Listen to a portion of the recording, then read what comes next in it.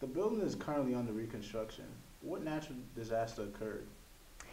Currently, the building is under renovations. It's not unusual for 19th century buildings to have major studies done, pre-schematic studies to really assess the whole condition of the building. And certainly the Barnum building, being over 100 years old, had its challenges. However, on June 24th, 2010, the city of Bridgeport was literally hit with an F1 tornado. This is not a typical natural weather condition that happens in Connecticut, let alone a downtown urban center.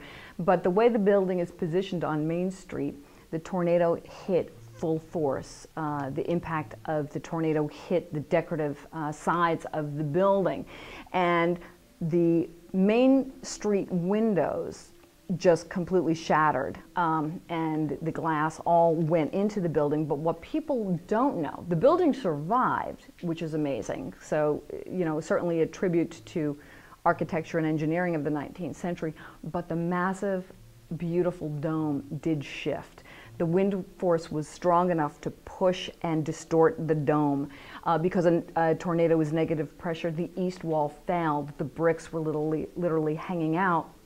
And then what also happens inside the museum, because the museum is a National Historic Landmark, but it's also a museum that has to contain and environmentally protect artifacts. So a huge hygroscopic shock and hydrothermal shock impacted every artifact in the building. How much items were damaged in the tornado? We estimated that 25,000 artifacts that were in the historic building had to be outloaded, and every single object had to be assessed for condition, whether it was moisture because the water came into the basement area. We actually didn't even know there was as much water that came into the building because it was all under the piles of glass. So the water seepage came through and poured down on the archival documents, on the book documents, but also hygroscopic shock impacted painted surfaces. So think of a bad hair day. The wood's all completely distorted with the moisture load, and then when they contracted and settled, all the paint flaked off the carriage wheels on painted surfaces. Varnishes actually were distorted on a micro level. Textiles have mold growing on them. The woods of the furniture from the 1840s actually are soluble in moisture, so the molecular composition of the early glues changed, and chunks of molding are falling down and molding. So it was enormously complicated, and every single artifact had to be reviewed individually. And a year and a half later, we're still undergoing the process of assessing it. An army of conservators ranging from paintings to sculptures to carriages have been cycling through the museum so everything could be put back into a condition and stabilized for the future.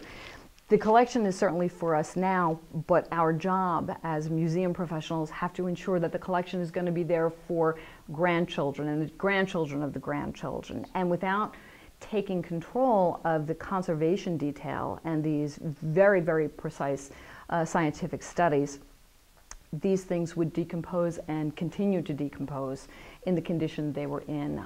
Just the level of glass and debris and particulate matter that covered even the surfaces of the furniture and the costume pieces was massive.